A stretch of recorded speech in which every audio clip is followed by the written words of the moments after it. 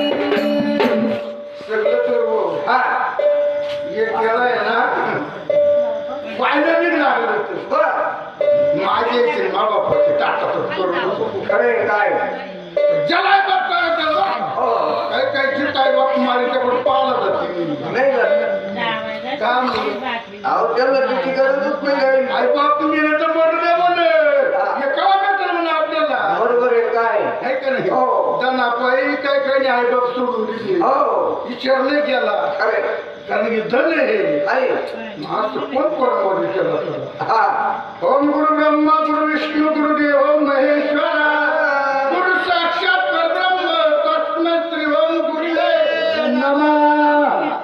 यानं निर्माण केलं ना त्याला सुद्धा त्याला आठवलं सुटले. आई बाप गेल्यानंतर ज्याची गेलं त्याला कळतं बरं का. आता ज्याचे जायलाच नव्हते त्याला काय कळलं काय कळलं. म्हणून महाराज ज्ञान पाहिजे. ज्ञानाला सकात मावळ जाऊया. आत्मज्ञान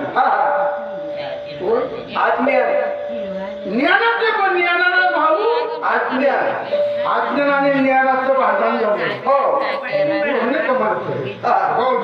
सुटका मध्ये अज्ञान जीवाला जे संसाराची गोडी लागली. ज्ञानाचं भांडण